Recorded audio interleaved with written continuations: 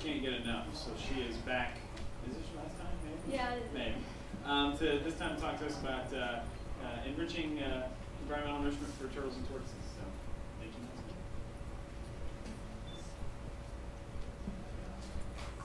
Hello again.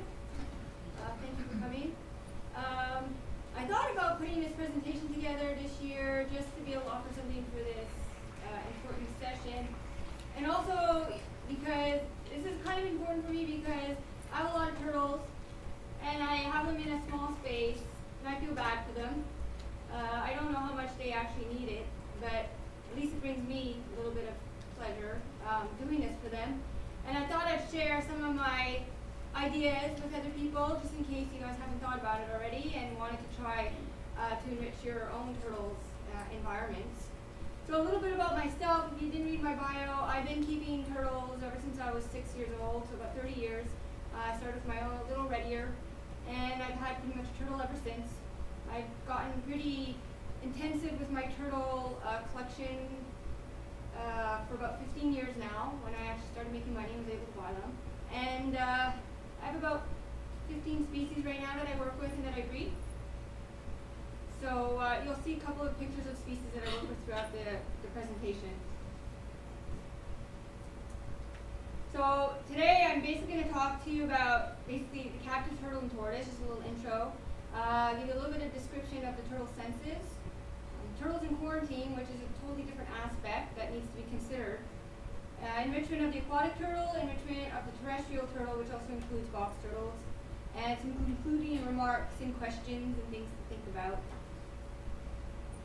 So the captive turtle, in most situations, live in a limited area. For some turtles, they do have larger home ranges and could experience stress being kept in smaller conditions or smaller areas. They also get usually a limited variation in terrain, and this is specifically for people like private breeders and keepers. You know, zoos and larger institutions usually have larger outdoor pens, and also it's for people that keep their turtles in more northern climates where they can't really keep their turtles out for more than 3 or 4 months a year. So in these captive conditions, there's limited variation in terrain, limited sensory stimulus. Usually they see each other, they see the mulch, they see the light, and then they have walls around them.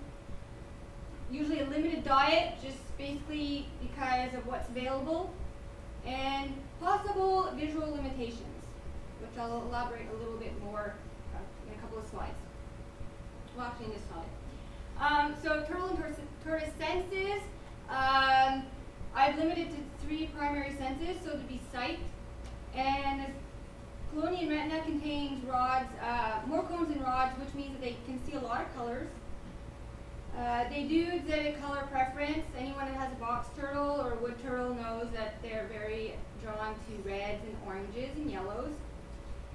And also there is thought or discussion that turtles can see maybe not necessarily in the same spectrum as we do.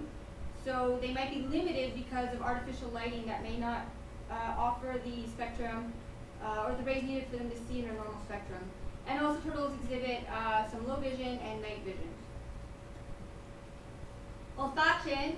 So turtles have a very good sense of smell, and it's believed that this sense of smell influences greatly their ability to discriminate between a food item and a non-food item, and will impact their feeding response. And hearing. There's a lot of research going on how much turtles actually hear.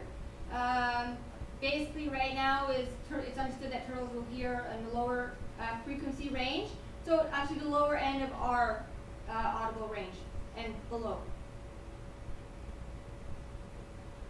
Turtles and tortoises in quarantine unfortunately have to suffer even more boring type environments. What's really important usually for a turtle that's in quarantine is reducing the stress level as much as possible. So we need to keep that in mind when trying to think of enrichment ideas for these turtles.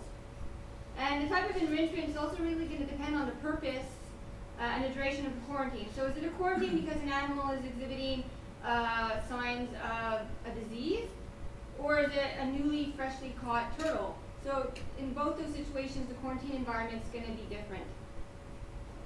when in offering enrichment for these quarantine turtles or turtles in observation, you generally would want to try to use something that's disposable or something that's easy to disinfect, so something that's out of plastic. So a couple of ideas for initial enrichment. So let's just say it's a short term,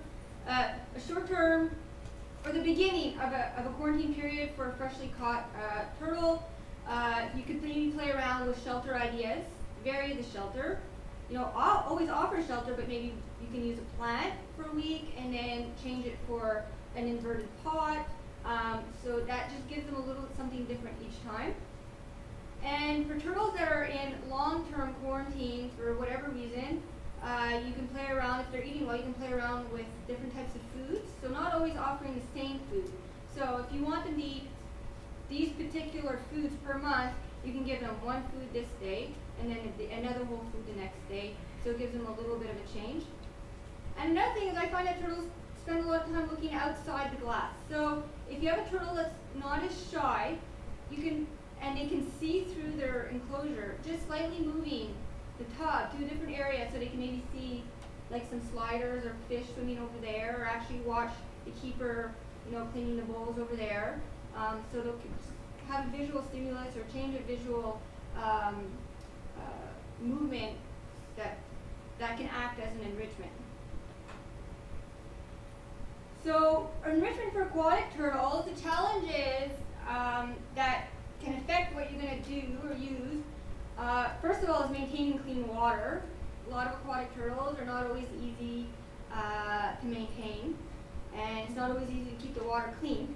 So you want to find an object used for enrichment that can help keep the water clean, or that won't dirty the water.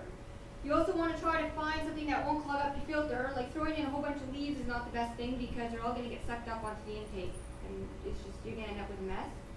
And since you're in an aquatic environment, if you can use something that's non-porous or non-permeable to the water, the object will last longer and won't degrade in the water.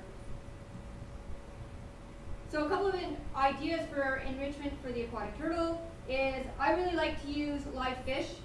I use live fish because, well, first they'll let you know if the water quality is starting to go bad. The fish will let you know first before it actually starts affecting the turtle. Another thing is turtles will spend hours and hours and hours trying to catch these fish, and they won't. So that's exercise for them, and it's stimulation for them. I try to add sunken branches. Again, it's a little bit difficult because if they start rotting, it really messes up the water quality. But I feel that a lot of aquatic turtles will appreciate these aquatic branches to scratch their carapace a lot. And then cuttle bone, even though it's a dietary product, it also offers a lot of enrichment because sometimes if you put a whole piece, it's not easy for the turtle to catch it. So it gives them a little bit of exercise as they're trying to bite onto it. Enrichments for the terrestrial turtles, the box turtles and tortoises, is a little bit easier because they don't have the massive amount of water around them. And then the challenge is for these types of turtles is making sure that it's safe. You don't want something that they can bite into. You don't want something that's so heavy that they can get pinned underneath it. And you don't want something that they can climb up onto it and fall, end up on their back, or end up on a weird angle pinned between it. Also, you want something that's easy to clean, or something that's disposable. I like easy to clean because sometimes I'll have a few objects and I'll rotate between my enclosures, so I want something that I can disinfect in between each enclosure. And something either that's really lightweight so the turtle can actually move around, which in itself offers enrichment and exercise, or something that's not easily movable so the turtle can't move it and create a dangerous situation in the enclosure. So some ideas.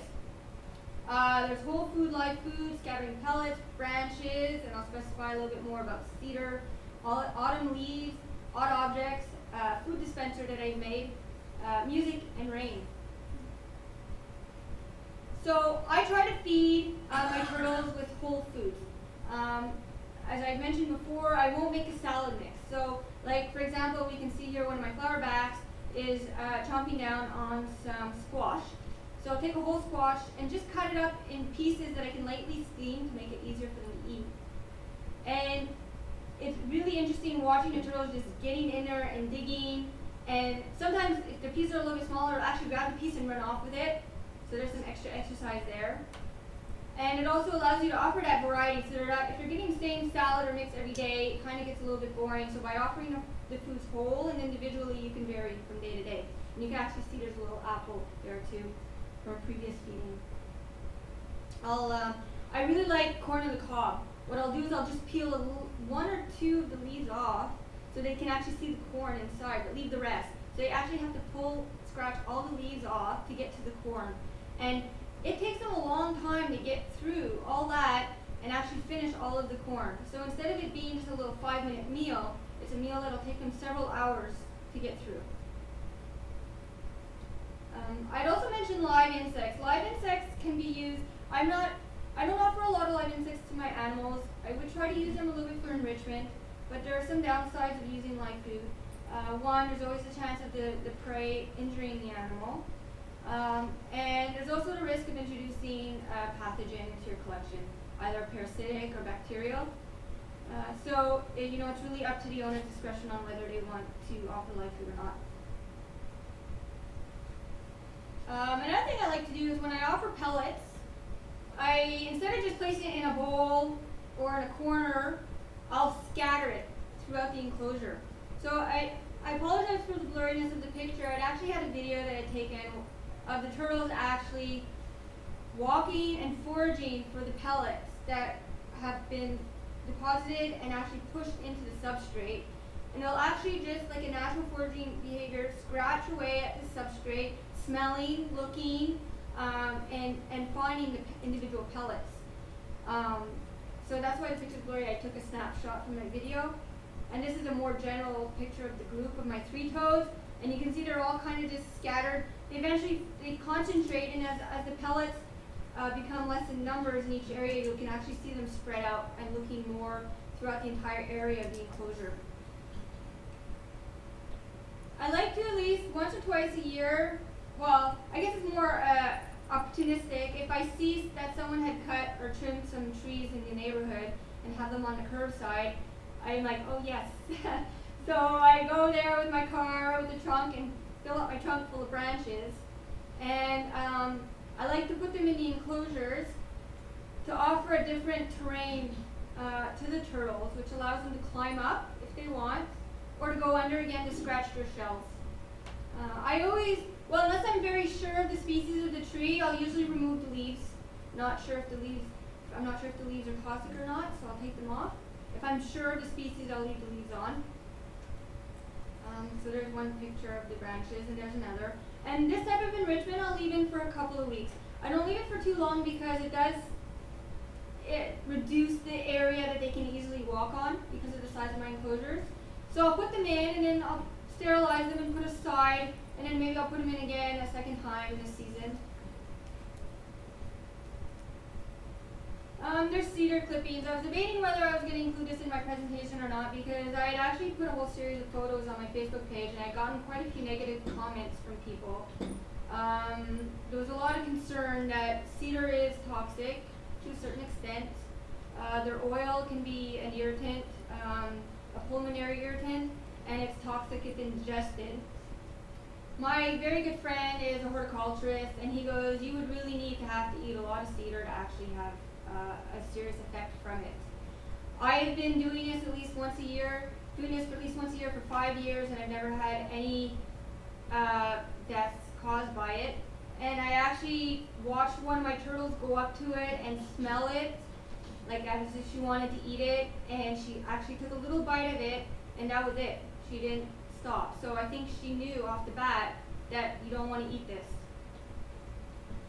I really like it because it offers enrichment for all 3 types of enrichment. So enrichment visually because of the bright color, enrichment for their olfactory system because of the strong odor that comes with it.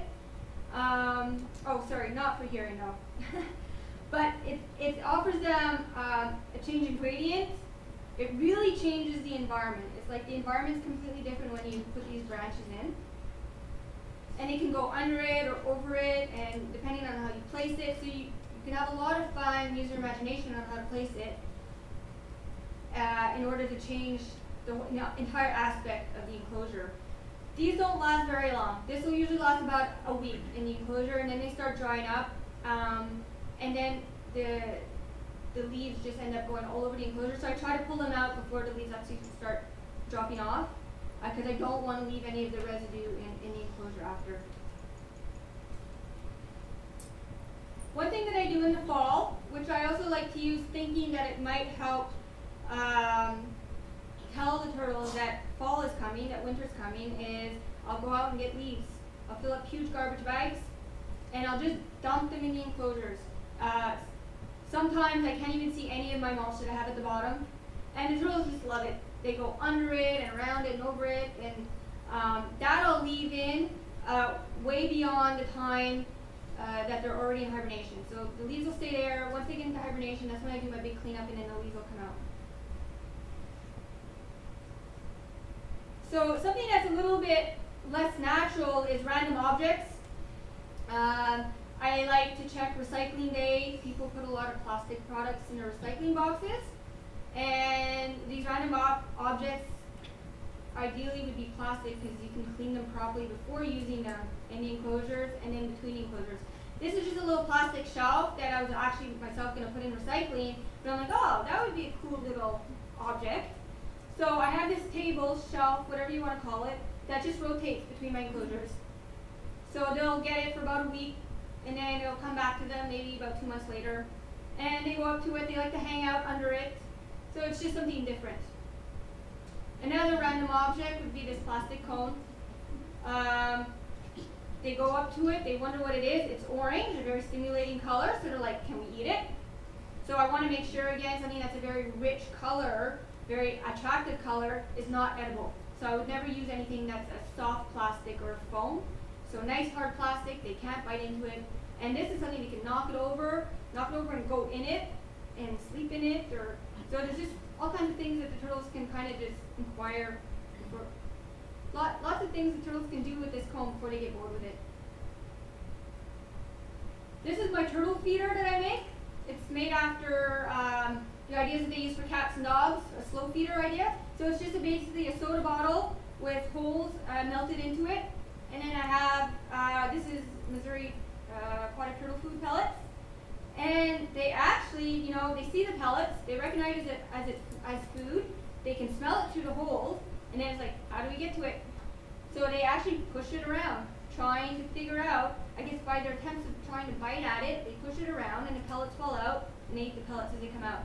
So that's a good way of extending their feeding time.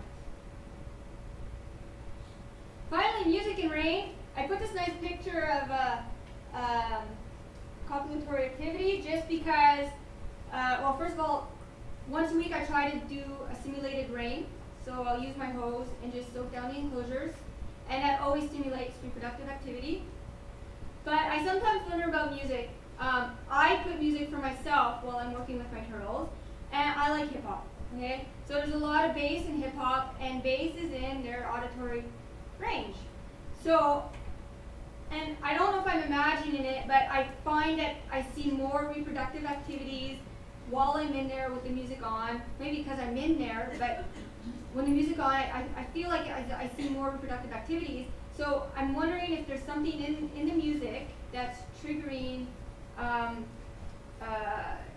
that they hear, that's triggering their reproductive behavior. So those are just a few of the ideas that I do on a regular basis to help enrich my turtles' environment.